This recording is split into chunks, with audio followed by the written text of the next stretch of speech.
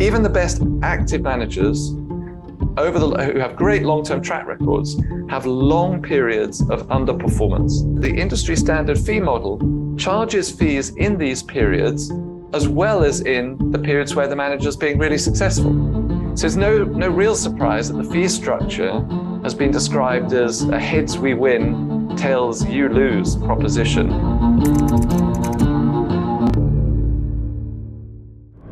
What a very warm welcome to you all to the Steps to Investing podcast and to our viewers on YouTube as well. Now, today we've got a really interesting topic because investing can sometimes come across a little bit strange in terms of the value you receive, because you're going to pay an investment manager a fee whether or not they make you money or they lose you money. And this can seem a bit of a strange concept. And you might be comfortable with the idea that you are taking some risk with your money, therefore there's a chance that you may lose it.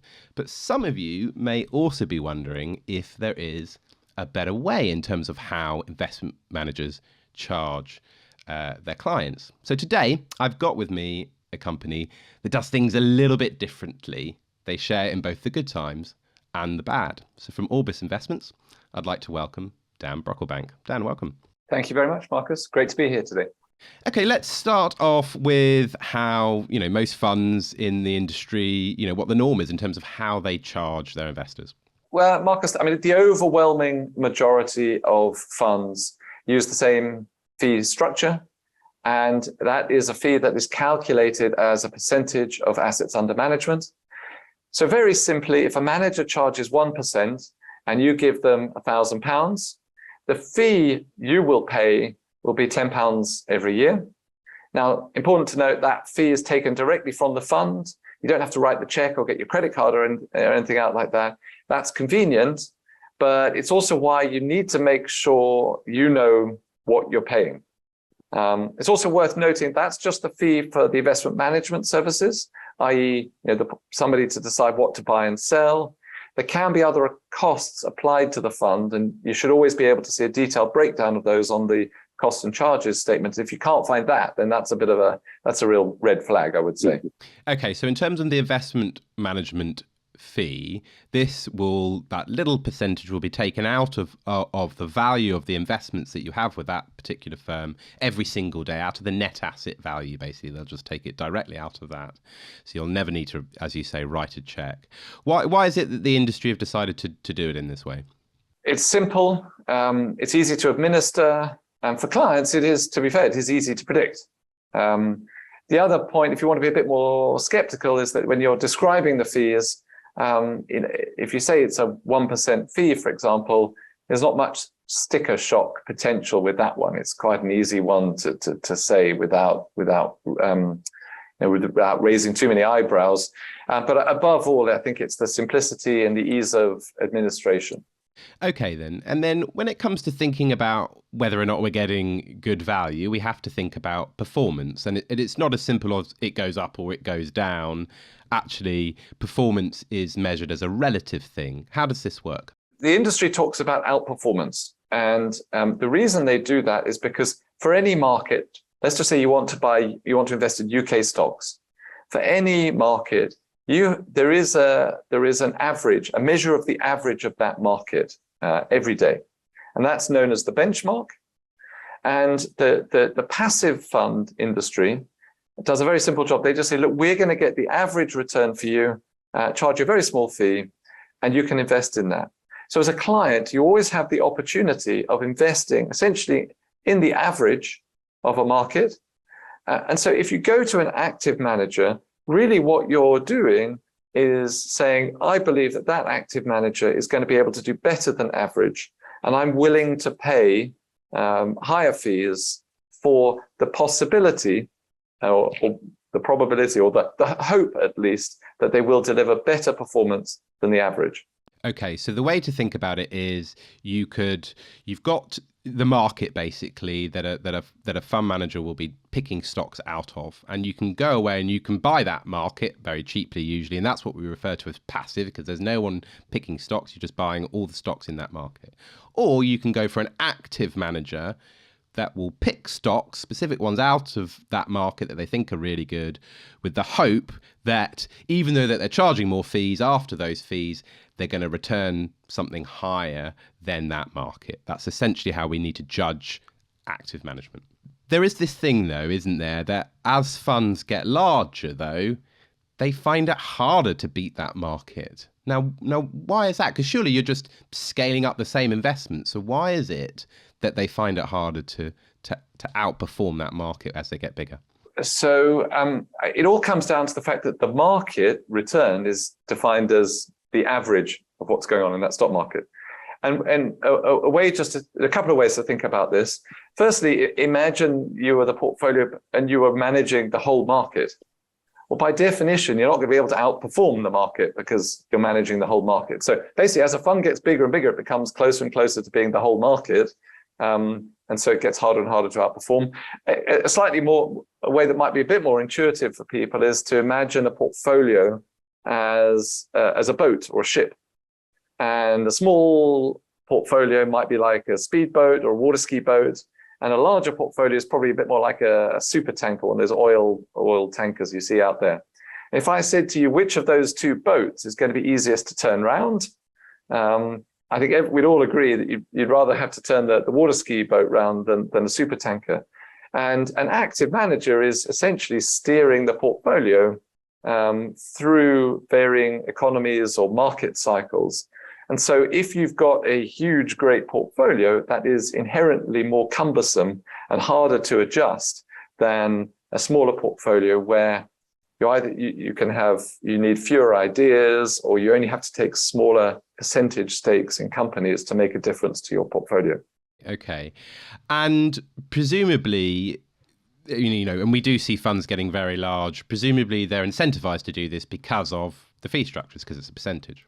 Yeah, in a nutshell, it's what it comes down to. A couple of things to say is just, firstly, that when you're looking at any particular fund, there's no clear line in the sand as to what actually too big is. It depends on a lot of variables, and it's actually very hard to know what it is. It depends on how firstly what the company is, what the market is that you're tracking. Obviously, a global portfolio can be a lot bigger than a UK portfolio. Also depends on the manager's style. For example, if they're focused on small cap stocks, the potential size of that portfolio is always going to be smaller than a company that might focus on technology or across the whole market. But one of the reasons why it can be commercially incredibly tempting for investment firms to let funds get too big is because of just the business model. The business model comes from the fee structure. As the fund grows, the revenues grow proportional to the size of that, because the fee structure is some percentage of assets. But the cost base, and here's the crux of it, the cost base doesn't change at nearly the same rate. It can be pretty stable. So as a fund size is getting bigger, the profits are actually going up faster than the fund size is growing. And at the end of the day, when you're sat there either as a shareholder in the firm or as an executive with a profit scheme or a bonus scheme linked to the profits of your firm, it's awfully tempting just to let the good times keep rolling from your perspective, and not necessarily be too concerned about whether the theoretical limit for that fund and its performance size has been reached at all. So it is, to be blunt, it is a bit of a conflict of interest. And people often get a bit riled when I say that. It's not so much between the portfolio manager, just to be clear, it's not the portfolio manager and the clients. It's between the clients and the owner of the investment firm. And that's where you get this real challenge. And actually, one of the reasons why understanding this can be so helpful is because typically, if you've got the portfolio manager as the owner of the firm, so you have an owner-managed firm, that can be one of the ways in which I see asset management firms kind of resolve this conflict successfully, because an owner-managed firm is kind of wearing two hats at the same time. They are trying to be successful as an investment firm, but they're also managing the portfolio and they want to deliver the best portfolio return. So that's one of the ways this conflict can get results, and that's that's one thing that your listeners or your viewers might want to watch out for. Okay, and then just in terms of the performance generally of active managers, I mean, there's a lot of headlines out there that sort of say quite a lot of active managers underperform their benchmarks. And of course, that can leave us as private investors in these funds sort of feeling a bit stung that you've paid for a product that is worse than a much cheaper product, i.e. the passive strategy, the market, the thing that it's trying to check. Do you think those headlines are fair? Look, there's a whole range of headlines out there. I mean, there's some for like the active industry is dead. So I mean, I don't want to generalize on all of the headlines out there. And I have to also say there's an absolute ton of research out there, and broadly you can use the research to justify whatever point of view you want to have. So I think the way I cut through it all, at least in my own head, is that I think you've got structural issues and you've got temporary issues. And by temporary, I kind of mean last 5 or 10 years or so. It's important to understand both of them, though. The structural issues are very simple maths. It's down to this whole outperformance is beating the average.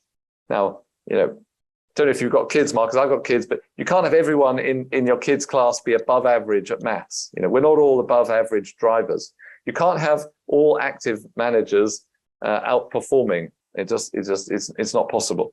So any headline that says it's a good year or a bad year for active managers is almost inherently a bit silly, because roughly speaking, you've got to have the two balance out.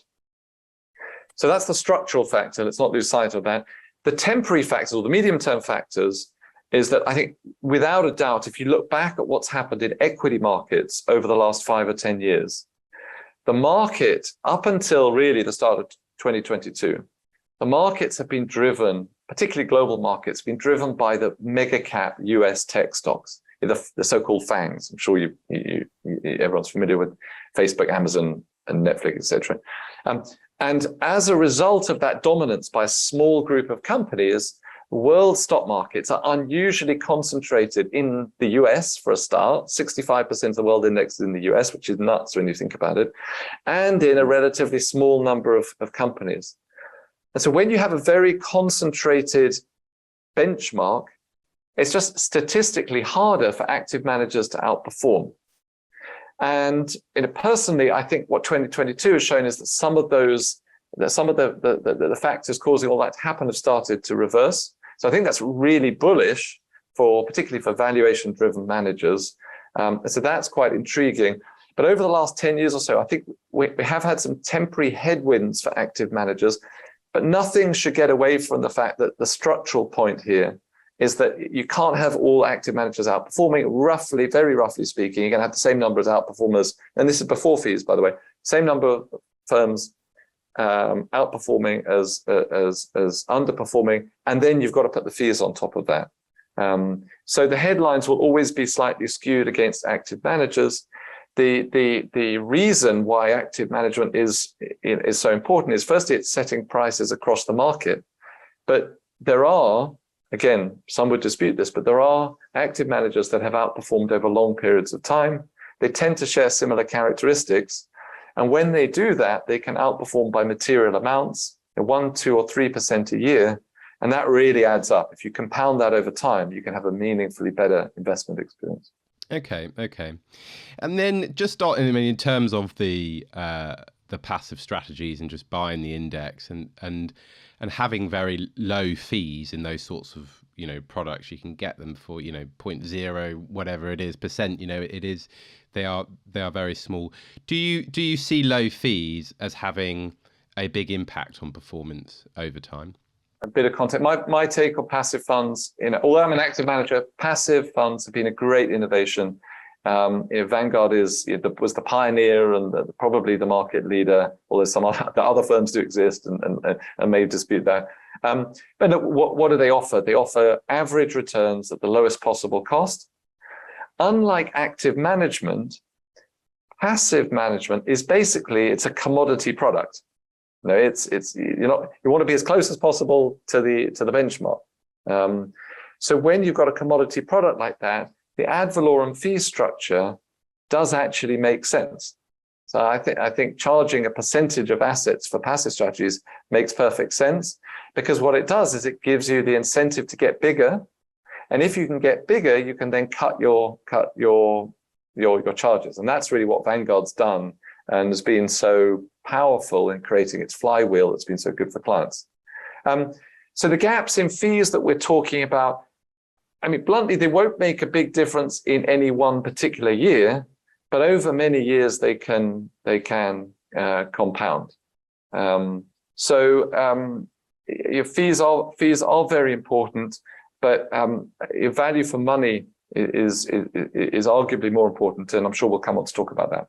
Okay, I want to sort of get to the crux of the problem really then, and define why is it that then this ad valorem kind of way of charging percentage charges doesn't really work.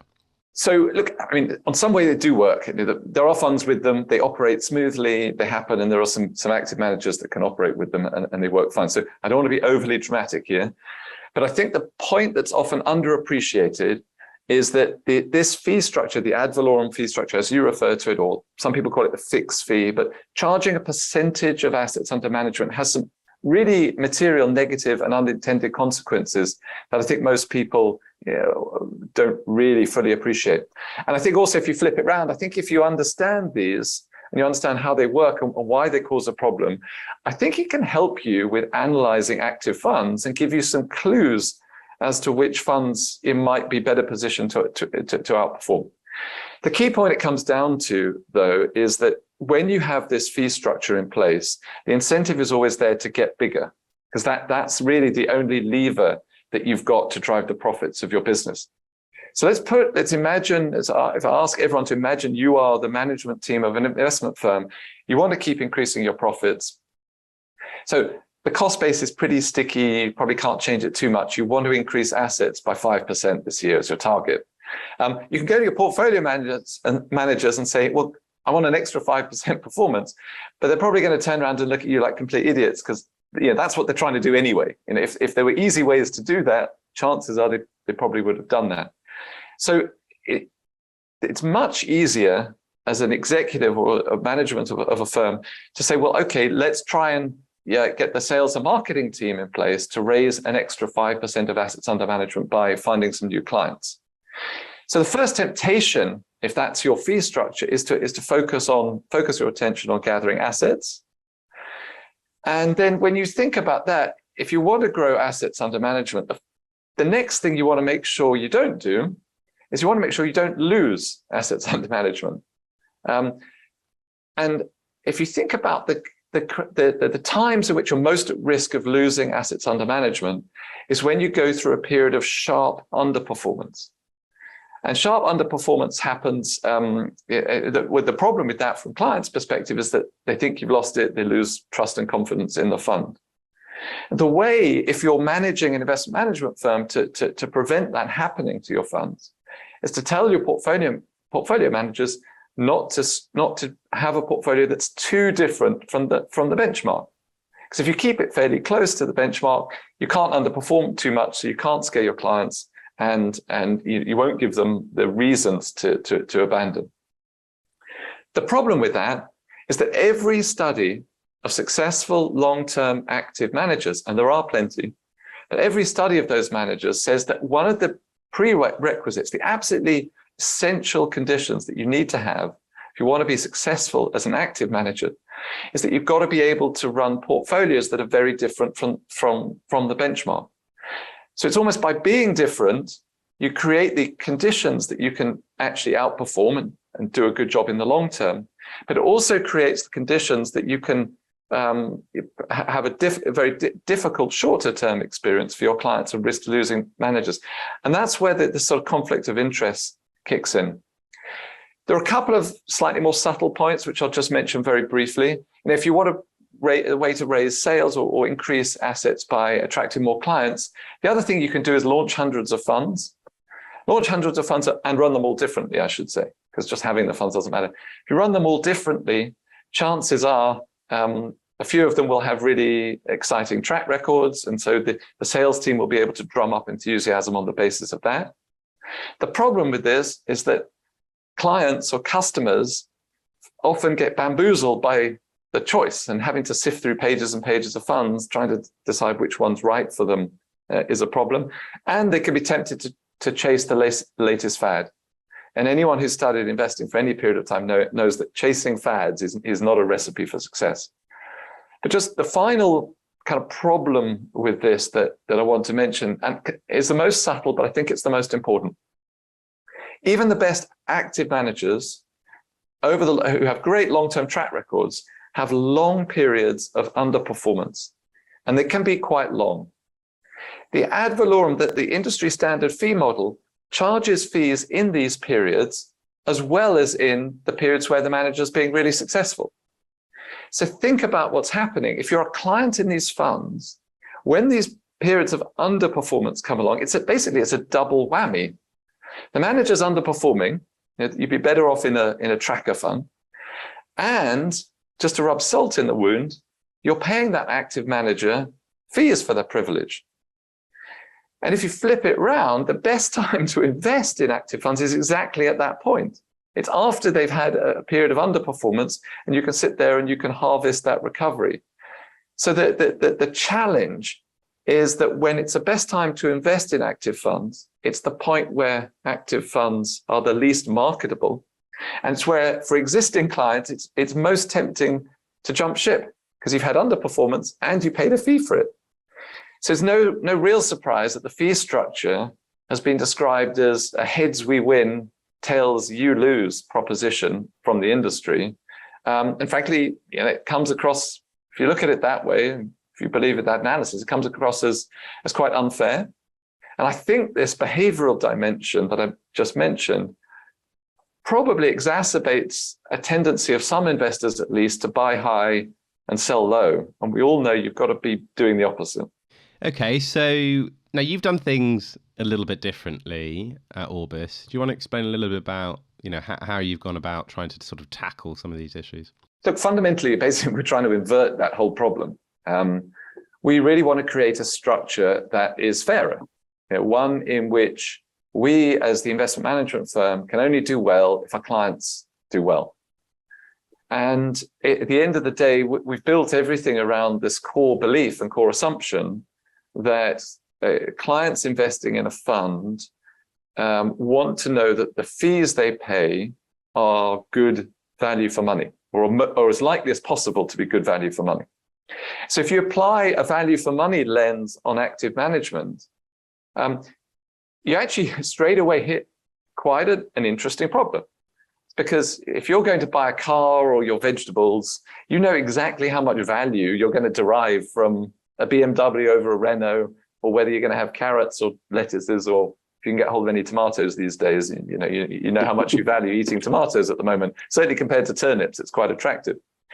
But when you're looking at active managers, it's impossible for anyone to know in advance how much value that manager is going to deliver. So you can't know, nobody can know what level of an ad valorem fee is going to represent good value for money. And by definition, remember this is a zero-sum game, there are going to be some managers out there who don't deliver any value for money even before they start charging fees. So you've got a really interesting problem in terms of how you create value for money. And bluntly, we think that if you fix a fee rate up front, it's just pure guesswork. It might turn out to be good value. You don't know. But as a client, if you're the client, you're going to be paying that fee regardless. And it's kind of unfair. You're asking the clients to take on all of the risk. We believe in sharing that risk with our clients. So if you want to generate a structure that's as likely as possible to offer value for money, you have to link the price paid, the fees, to the value generated, which is the performance of, hopefully above the benchmark. And you have to do that over as long a time period as possible. Measuring that over a year or two doesn't really make much difference. Got to measure that over a long period. So in a nutshell, we started this from a client perspective, some simple principles. We figure clients they want a simple choice. So we've got global equity, One end of the spectrum, 100% equity, is a cautious strategy for those just dipping their toes in, and a moderate risk return fund in the middle. Each of those has clear benchmarks. So that's really important, because as clients, we know that our clients could just invest in a passive tracker fund as an alternative. So it's the MSCI World Index, 30/70 and 60/40 for the moderate, for the balanced fund. So the way our fee structure works is that if all we do is perform in line with that benchmark, we charge no fees. And in fact, we also bear all of the ongoing costs of running the funds. So if all we do is perform in line with the benchmark, we'll actually do better for our clients than the passive equivalent, because even passive funds, the cheapest passive funds still charge a fee. So the returns are below the benchmark. If we outperform, and that's obviously our aim, so maybe I should say when we outperform, a portion of that outperformance, so 40% of the outperformance, is charged as a fee, but it's not paid to us directly. It goes into a reserve, and if we subsequently underperform, 40% of the underperformance flows back to the fund as a refund. So what this refund mechanism is doing, I think it's unique as far as I'm aware, is designed to adjust the fees, the performance fees charged, to the long-term value added by us as a manager. The fee we can actually take, the fee we can actually receive, depends on how much is in the reserve. It's calculated to be a third of that fee reserve over the course of a year, but it's also capped. We can never get a fee of more than 2.5%. So in summary, there are no ongoing charges. There are fees only charged when we are adding value compared to the benchmark, and they're refundable if we subsequently underperform. I suppose, the big thing that a lot of investment managers the reason why they haven't gone down this route is whether that's a sustainable business model, that over the long term across those funds, you can sustainably add value and therefore generate enough fees in order to sustain your business model, particularly because you obviously go through periods of, as you described, even the very best managers in the world go through long periods where they underperform. So how does that work in practice? Do you find that more recently we've had a very ugly and fairly protracted bear market? That must make it quite tough. Look, it does work. We've been running this fee structure since we launched the UK funds 2014. And we've also been operating refundable fee structures like this with institutional clients since 2005. So we've got a long history of doing this, been through a number of cycles. Perhaps in terms of the sustainability and the ability of us to still be here, for clients, but just for context, we've been around for 32, 33 years. We've got 10 offices around the world. We're a well-diversified business with $25 billion of assets under management. All of our fee structures are performance linked, but to different degrees. So it's actually pretty much only in the UK we have this fee structure where there is a kind of zero ongoing basic fee structure. So in terms of our survivability, absolutely it's there. When we launched this, we said, well, there's no point doing it if we can't survive. Obviously, that would be crazy. So we also set aside very substantial cash reserves on our balance sheet because one of the advantages of an investment management business is you don't have to build factories and things. So we have set aside the cash to make sure we can survive the lean periods. You asked about last year and how we survive in bear markets. I think it is worth just reiterating that the direction of markets for us isn't actually so important. What really matters is, are our funds doing better than the benchmarks? Because markets can be going up. Let's say if markets go up 10%, but we only go up by 5%, it's not a terrible outcome for clients because they've still had a 5% returns. But from our perspective, we actually wouldn't be charging a fee, and we could be refunding in that circumstance because we're not doing better than the benchmark. Conversely, last year, markets in general went down substantially. Our global equity strategy was flat. The moderate return fund was actually up. So even though markets overall were down, we are actually charging a fee because we did substantially better than the benchmarks last year.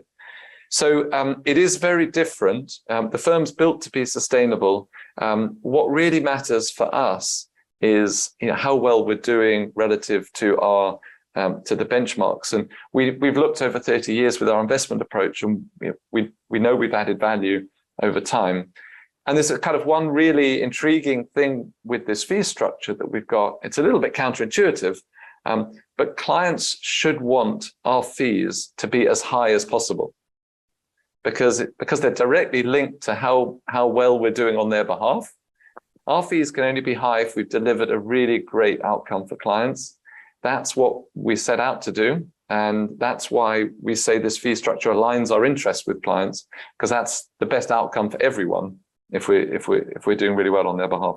I wonder, other asset managers, it's not common, obviously, trying this sort of thing. But as you say, you've been in existence 33 years. Why more haven't sort of copied you in this regard? Because it seems from an investor's perspective, that's quite attractive. Everything you're saying sort of makes sense. It's basically, if you win for the investor, then you'll take a bit of that. But if you lose, you'll hand some back. And that seems quite attractive and fairly obvious. So why is it that more haven't sort of copied you? So firstly, I agree. I think it's a great outcome for clients. It's something I feel very passionate about. I think primarily the main reason other managers haven't copied it is because they much prefer stable revenue streams from the existing fee structure. I mean, why, if you've built a business around having a stable revenue stream, why on earth would you switch to a revenue stream which is much more volatile? In fact, I could share with you that when we first set up this refundable fee mechanism, we had other managers ring us up and say, "Are you crazy? What are you doing?" And I think that comes back to one of the points I made earlier, which is that I think if you understand how these dynamics work in the industry, I think it can help you analyze funds, because there are funds out there who have said, for example, I personally, I think this is a vote of confidence in our investment approach by us. But there are also other funds out there who've gone a different route, and they might have had some performance thinking, or they might have just said, we're going to shut the fund at a certain size, because that's another way of dealing with it. The core of the challenge is to make sure how, as a firm, you're more focused on the performance of a fund than you are on the size of the fund. For us, I should just say, for us, it came down to our founder. It was, sadly, he's passed away now, but Alan Gray was absolutely passionate about making sure that the firm remained client-centric in its approach. And that was really the origins of how we got to this position. And it's also down to the fundamental belief that incentive structures, at the end of the day, really drive human behavior. So if you want to understand how an organization is going to act and operate, you need to understand that incentive structure. Okay, just looking to the future a little bit. It sounds like you've designed something that, rather than being best for the industry, it's very much best for end investors, for private investors. And just thinking a bit to the future, one of these guesses around entrance to the industry is whether technology, with all its resources and its vast quantities of data, is going to come in and start designing products and moving into the investment management industry, and potentially therefore then thinking about sort of fee structures like yours. Do you think there's a bit of a risk from technology firms coming into this space? Honestly, I don't know. I'm not going to claim any special insight in here. So obviously you've got a couple of directions. The technology firms might try and move in towards investment management. Probably also worth just mentioning that we, as an investment management firm, we're aggressively deploying technology as well. So we're using data tools from essentially the data sets that are around to generate business insights, and we're using technology to gain insight into our decision-making analytics. So it's there are two directions going on here. I think if the technology firms did decide to enter the industry, it would obviously be very important. Whether or not they would choose to adopt our fee structure is I think it's probably a separate question. I would hope they would do, because, as you say, they're famously customer centric. I think this is a customer centric fee model. I think that'd be fantastic, frankly. And they wouldn't have the legacy of their existing funds to protect, that they would feel they would need to protect. So I think they would be able to do it essentially with a fresh sheet of paper. So that would be fantastic if they came in. I think one thing that's probably unlikely is that I think it's unlikely they come in and try and offer passive funds. I think when you're offering a passive fund, really the competition there is about scale, and the big names in the passive industry have already amassed vast scale. So even with all of their customer relationships, I think it would be a struggle for those tech firms to really compete in scale when you've already got specialists, people offering perfectly good passive fees, passive funds at very low cost. So look, it's a fascinating question. I hope it'd be lovely if they did come in and validate our fee model, but it would certainly be an increase in competition. We'll just have to wait and see. And in the meantime, we're going to focus on our knitting and just doing our best for clients day in, day out. Dan Brocklebank, thanks very much. Thank you very much, Marcus.